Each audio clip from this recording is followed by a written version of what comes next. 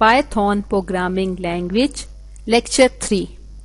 Dear students, इस lecture में हम पाइथन में क्लासेस और ऑब्जेक्ट्स का कॉन्सेप्ट स्टडी करेंगे। Classes and objects, defining a class. Python को एज प्रोसीजरल लैंग्वेज इंट्रोड्यूस किया गया था।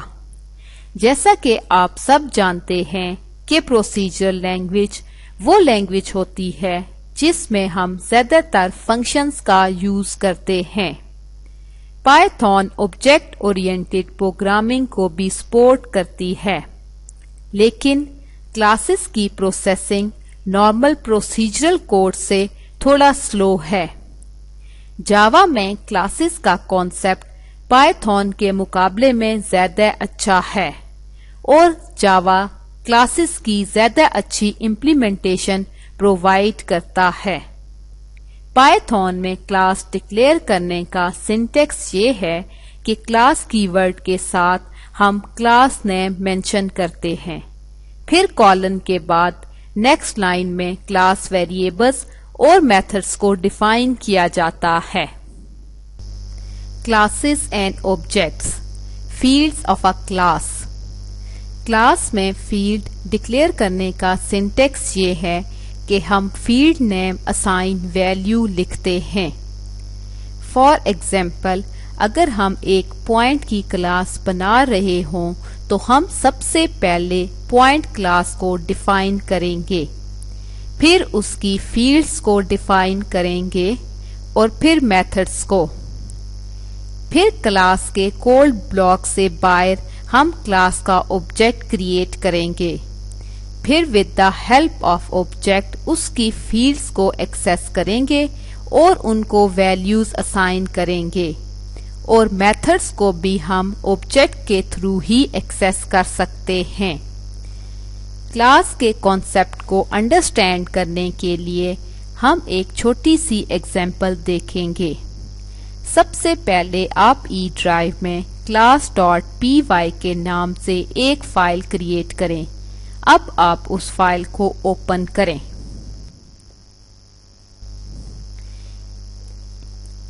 इस फाइल में हम पॉइंट के नाम से एक क्लास डिफाइन करेंगे। जैसा कि आप देख सकते हैं कि हमने क्लास पॉइंट और उसके बाद कॉलन दिया। नेक्स्ट लाइन में हम क्लास की डेटा फील्ड डिक्लेयर करेंगे।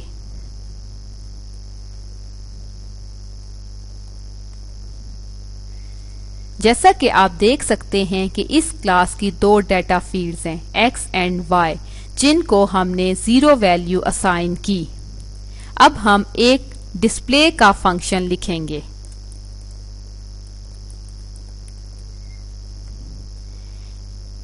जैसा कि आप देख सकते हैं कि हमने डिस्प्ले फंक्शन को def कीवर्ड के साथ डिक्लेयर किया और पैरेंथेसिस में हमने सेल्फ लिखा। अब ये सेल्फ क्या है? पाइथन में फंक्शन आर्गुमेंट में सेल्फ स्पेसिफाई करने की जरूरत होती है। ये जरूरत इसलिए होती है क्योंकि ये स्पेसिफिक ऑब्जेक्ट को रेफर करता है। ये सेल्फ आर्गुमेंट हमें फंक्शन कॉलिंग के वक्त स्पेसिफाई करने की जरूरत नहीं होती। अब हम इस डिस्प्ले फंक्शन के थ्रू x और y डेटा फील्ड्स की वैल्यू प्रिंट कराएंगे।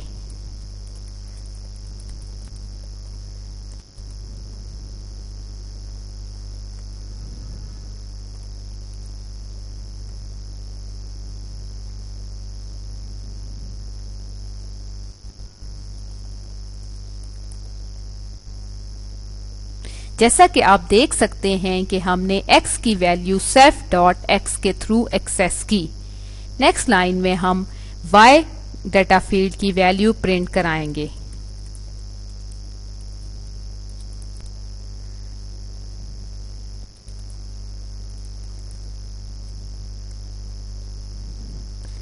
इस तरह हमने क्लास को डिफाइन किया। अब हम इस क्लास का ऑब्जेक्ट क्रिएट करेंगे और डिस्प्ले फंक्शन को ऑब्जेक्ट के थ्रू कॉल करेंगे। हमने इस क्लास का ऑब्जेक्ट P1 क्रिएट किया। अब P1 के थ्रू हमने x डाटा फील्ड को 2 वैल्यू असाइन की और P1 ऑब्जेक्ट के थ्रू हमने y डाटा फील्ड को -5 वैल्यू असाइन की। अब हमने P1 के थ्रू डिस्प्ले फंक्शन को कॉल किया। अब आप इस कोड को सेव करें और पाइथन शेल में इस फाइल को एग्जीक्यूट करें। जैसा कि आप देख सकते हैं कि इस प्रोग्राम का आउटपुट है value of x is equal to 2 and value of y is equal to -5। ये क्लास के कॉन्सेप्ट को अंडरस्टैंड करने के लिए एक बेसिक सी एग्जांपल है। फील्ड्स और क्लास वेरिएबल्स डायरेक्टली क्लास के अंदर इनिशियलाइज किए जा सकते हैं या ये काम हम कंस्ट्रक्टर के अंदर भी कर सकते हैं। जैसा कि आप सब जानते होंगे कि हर क्लास का कंस्ट्रक्टर होता है जो ऑब्जेक्ट क्रिएशन के वक्त कॉल होता है, और अगर हम एक्सप्लिसिटली क्लास में कंस्ट्रक्टर मेंशन नहीं करेंगे तो डिफॉल्ट कंस्ट्रक्टर कॉल होता है। जैसा कि हमने पॉइंट की क्लास में कंस्ट्रक्टर नहीं लिखा तो ऑब्जेक्ट क्रिएशन के वक्त इस पॉइंट क्लास ने डिफॉल्ट कंस्ट्रक्टर कॉल किया। कंस्ट्रक्टर का बेसिक पर्पस क्लास वेरिएबल्स और फील्ड्स को इनिशियलाइज करना या उनको वैल्यूज असाइन करना है। पाइथन में इनकैप्सुलेशन या प्राइवेट डाटा फील्ड्स का कोई कॉन्सेप्ट नहीं है। हर क्लास वेरिएबल या फील्ड का कोई ना कोई एक्सेस मॉडिफायर होता है। बाय डिफॉल्ट क्लास फील्ड्स का एक्सेस मॉडिफायर पब्लिक होता है और पाइथन में हम इन एक्सेस मॉडिफायर को चेंज नहीं कर सकते। Classes and objects. Class example. अब हम क्लास के कॉन्सेप्ट को मजीद अंडरस्टैंड करने के लिए एक एग्जाम्पल देखेंगे। इस एग्जाम्पल में हमने एम्प्लॉय के नाम से एक क्लास डिफाइन की। जैसा कि आप देख सकते हैं कि क्लास डिफाइन करने के लिए हमने क्लास का कीवर्ड लिखा, फिर क्लास नेम मेंशन किया और उसके बाद कॉलन। नेक्स्ट लाइन में हमने कमेंट इंक्लूड किया जो ये है common base class for all employees. इसके बाद हमने नेक्स्ट लाइन में एम्प्लॉय काउंट के नाम से एक वेरिएबल डिक्लेयर किया जिसको हमने 0 वैल्यू असाइन की। Employee count assign 0। Next line में हमने इस क्लास का एक कंस्ट्रक्टर डिफाइन किया जिसके 3 आर्गुमेंट्स हैं, सेल्फ, नेम और सैलरी। इस कंस्ट्रक्टर को हमने इस तरह डिफाइन किया def underscore init underscore parenthesis self name salary parenthesis closed colon. इस कंस्ट्रक्टर में हमने नेम और सैलरी वेरिएबल को इनिशियलाइज करवाया। Self dot name is equal to name, self dot salary assign salary, और फिर एम्प्लॉय काउंट वेरिएबल को increment करवाया। Employee dot employee count plus is equal to 1। Next line में हमने डिस्प्ले काउंट का function define किया def keyword को use करके। def display count parenthesis self, और इस फंक्शन में हमने एक प्रिंट स्टेटमेंट लिखी, print total employee dot employee count. ये प्रिंट इस फंक्शन की डेफिनेशन में एक प्रिंट स्टेटमेंट है जो टोटल नंबर ऑफ एम्प्लॉयज को एम्प्लॉय काउंट के थ्रू प्रिंट करवा रही है। इस क्लास में हमने एक और फंक्शन भी डिफाइन किया जो डिस्प्ले एम्प्लॉय का है, def display employee parenthesis self. इस डिस्प्ले एम्प्लॉय के फंक्शन में हमने एक प्रिंट स्टेटमेंट दी जो एम्प्लॉय की इंफॉर्मेशन यानी कि उनका नेम और सैलरी प्रिंट करवा रही है। Classes and objects using a class.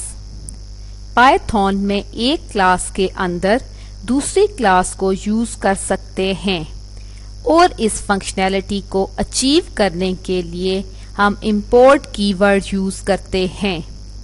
Client program में किसी भी क्लास को यूज करने से पहले उसको इंपोर्ट करना बहुत ज़रूरी है। जैसा कि point underscore main dot py example में हमने point क्लॉज को इंपोर्ट किया है और फिर point का ऑब्जेक्ट क्रिएट किया है p1 assign point parenthesis। उसके बाद हमने p1 के थ्रू पॉइंट के दोनों डाटा फील्ड्स को एक्सेस किया है और उनको वैल्यूज असाइन की हैं। पॉइंट क्लास के डाटा फील्ड्स को हमने जो वैल्यू असाइन की हैं वो 7 और -3 हैं। फिर नेक्स्ट लाइन में हमने पॉइंट क्लास के नेम डाटा फील्ड को भी वैल्यू असाइन की है। पाइथन ऑब्जेक्ट डायनेमिक होते हैं और उनमें डाटा फील्ड्स को किसी भी वक्त ऐड किया जा सकता है, जैसा कि हमने रन टाइम पे पॉइंट क्लास में नेम डाटा फील्ड ऐड कर ली है जो ऑलरेडी एडेड नहीं थी और फिर उसको हमने टाइलर डर्डन की वैल्यू असाइन की है। इस तरह हम पाइथन ऑब्जेक्ट में रन टाइम पे कोई भी डाटा फील्ड ऐड कर सकते हैं। Classes and objects. Object methods. हम क्लासेस में फंक्शन बिल्कुल इसी तरह डिफाइन करते हैं जिस तरह हम नॉर्मल प्रोग्राम में डिफाइन करते हैं। def कीवर्ड के बाद फंक्शन नेम और फिर पैरेंथेसिस में फंक्शन आर्गुमेंट्स मेंशन करते हैं। किसी भी ऑब्जेक्ट मेथड का सबसे पहला आर्गुमेंट सेल्फ होना चाहिए जो कि इम्प्लिसिट पैरामीटर को रिप्रेजेंट करता है। हम मेथड्स के अंदर ऑब्जेक्ट्स की डाटा फील्ड को सेल्फ के थ्रू ही एक्सेस कर सकते हैं। जैसा कि आप पॉइंट क्लास की एग्जाम्पल में देख सकते हैं कि हमने ट्रांसलेट फंक्शन के 3 आर्गुमेंट स्पेसिफाई किए जो कि सेल्फ, dx और dy हैं और पॉइंट क्लास के x और y डाटा फील्ड को self.x और self.y के थ्रू एक्सेस किया और फिर self.x में dx की वैल्यू ऐड की और self.y में dy की वैल्यू ऐड की और फिर x और y को दोनों वैल्यूज रेस्पेक्टिवली असाइन की। Classes and objects. Implicit parameter self. Java में हम दिस कीवर्ड को एज इम्प्लिसिट पैरामीटर यूज करते हैं और दिस कीवर्ड के थ्रू हम करंट जॉब के डाटा फील्ड को एक्सेस करते हैं। जावा में दिस इम्प्लिसिट पैरामीटर की वर्किंग को अंडरस्टैंड करने के लिए एक छोटी सी एग्जाम्पल देखते हैं। जैसा कि आप देख सकते हैं कि हमने जावा में ट्रांसलेट फंक्शन डिक्लेयर किया। Public void translate int dx int dy। इस ट्रांसलेट फंक्शन के 2 पैरामीटर्स हैं dx और dy। इस फंक्शन का एक्सेस मॉडिफायर पब्लिक है और इस फंक्शन की रिटर्न टाइप वॉइड है, जिसका मतलब है कि ये ट्रांसलेट फंक्शन अपने कॉलर को कुछ भी रिटर्न नहीं कर रहा। इस ट्रांसलेट फंक्शन में हमने x और y में dx और dy की वैल्यू ऐड की और फिर x और y को एडिड वैल्यू असाइन की। x plus is equal to dx, y plus is equal to dy। ये दोनों स्टेटमेंट्स एडिशन और असाइनमेंट का काम कर रही हैं और ये काम दिस कीवर्ड के साथ भी किया जा सकता है, यानी कि this dot x plus is equal to dx और this dot x plus is equal to dy। जिस तरह जावा में दिस कीवर्ड करंट ऑब्जेक्ट को पॉइंट करता है, इस तरह पाइथन में ये काम सेल्फ करता है। ट्रांसलेट फंक्शन में सेल्फ का यूसेज हमने लास्ट स्लाइड में एक्सप्लेन किया कि हम सेल्फ के थ्रू ऑब्जेक्ट की डाटा फील्ड्स को एक्सेस करके उनकी वैल्यूज चेंज कर सकते हैं या उनकी वैल्यू में कुछ इंक्रीमेंट या डिक्रीमेंट करवा सकते हैं। Classes and objects. Implicit parameter self example. Implicit parameters का यूसेज अब हम एक एग्जाम्पल के थ्रू एक्सप्लेन करेंगे। इस एग्जाम्पल में हमने 3 फंक्शंस डिफाइन किए हुए हैं जो कि डिस्टेंस, सेट अंडरस्कोर लोकेशन और distance underscore from underscore origin हैं। जैसा कि आपने point.py एग्जाम्पल में देख सकते हैं कि हमने इंपोर्ट स्टेटमेंट के थ्रू मैथ लाइब्रेरी को इंपोर्ट किया है। फिर पॉइंट क्लास में हमने दो डाटा फील्ड्स x और y इनिशियलाइज की हैं और फिर set अंडरस्कोर लोकेशन का फंक्शन डिफाइन किया है और x कोऑर्डिनेट और y कोऑर्डिनेट की वैल्यू सेट कर रहे हैं। जैसा कि आप देख सकते हैं कि इस क्लास में हमने distance underscore from underscore origin का फंक्शन डिफाइन किया है जो x और y कोऑर्डिनेट का स्क्वायर लेके उनको ऐड करके स्क्वायर रूट रिटर्न कर रहा है। नेक्स्ट फंक्शन हमने डिस्टेंस का डिफाइन किया है जो x और y कोऑर्डिनेट्स का डिफरेंस उनकी प्रीवियस वैल्यू से कैलकुलेट कर रहा है और फिर दोनों डिफरेंसेस का स्क्वायर लेके दोनों वैल्यूज को ऐड करके उनका स्क्वायर रूट रिटर्न करवा रहा है। Classes and objects calling methods.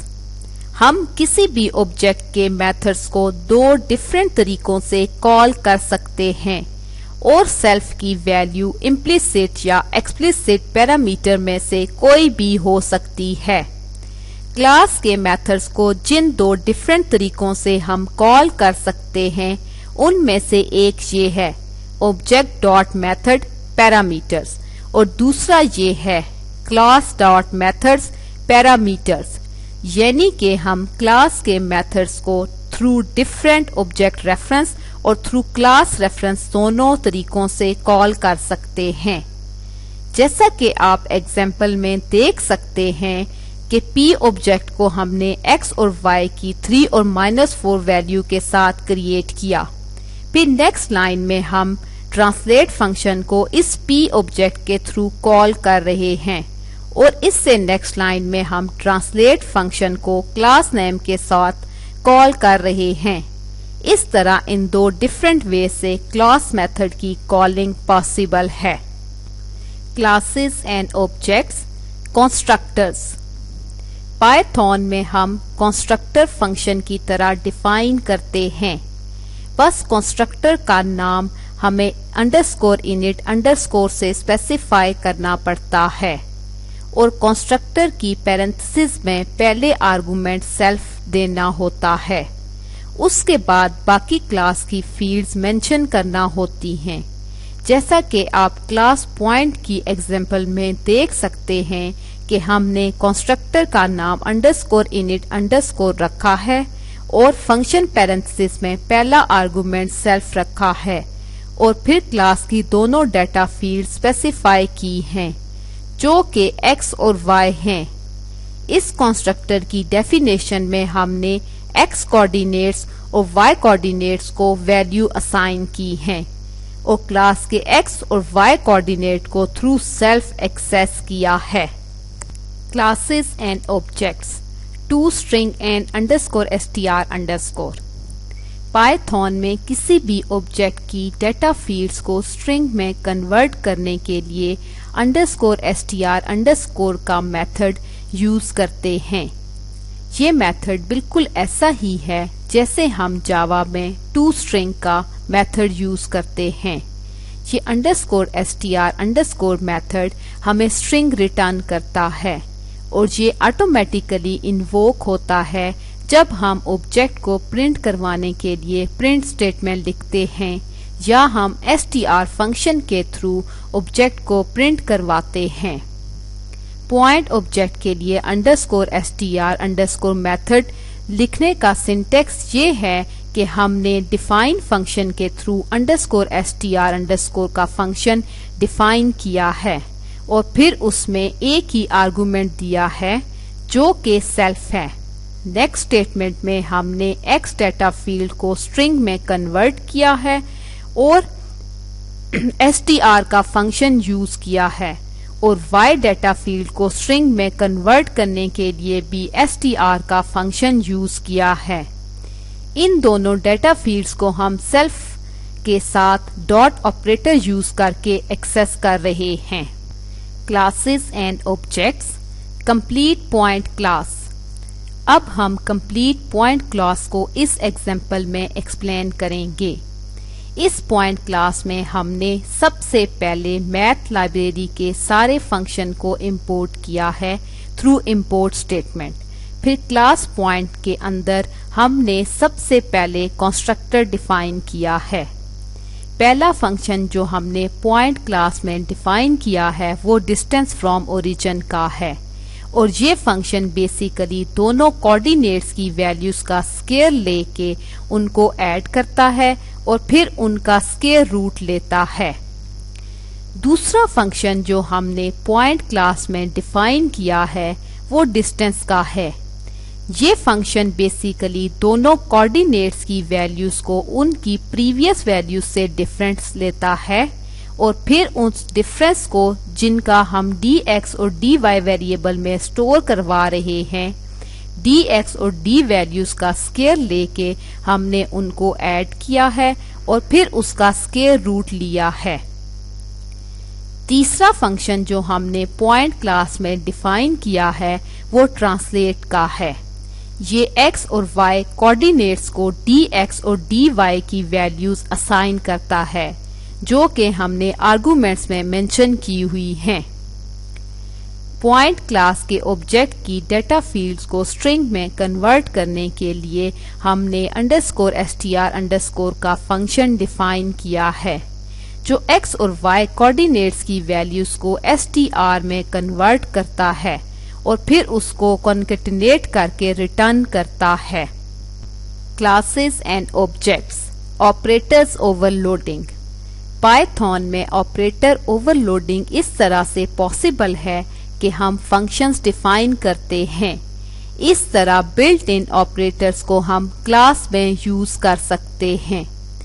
जैसा कि आप इस स्लाइड में देख सकते हैं कि माइनस ऑपरेटर के लिए class method _neg_ parenthesis self comma other है। प्लस ऑपरेटर के लिए class method _pos_ parenthesis self comma other है। मल्टीप्लिकेशन ऑपरेटर के लिए class method _multiply_ parenthesis self comma other है।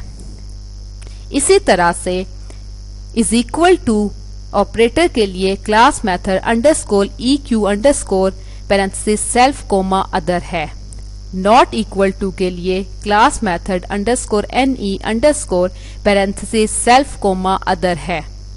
लेस देन के लिए class method _lt_ parenthesis self comma other है। ग्रेटर देन के लिए class method _gt_ parenthesis self comma other है। लेस देन इक्वल टू के लिए class method _le_ parenthesis self comma other है। ग्रेटर देन इक्वल टू के लिए class method _ge_ parenthesis self comma other है। इसी तरह ऑपरेटर्स ओवरलोडिंग को मजीद अंडरस्टैंड करने के लिए आप ये URL फॉलो कर सकते हैं http://python.org/reference/customization.html। डियर स्टूडेंट्स, इस लेक्चर में हमने क्लासेस और ऑब्जेक्ट्स के कॉन्सेप्ट को डीपली स्टडी किया। होपफुली अब पाइथन में क्लास क्रिएशन और यूसेज में कोई कंफ्यूजन नहीं होगी।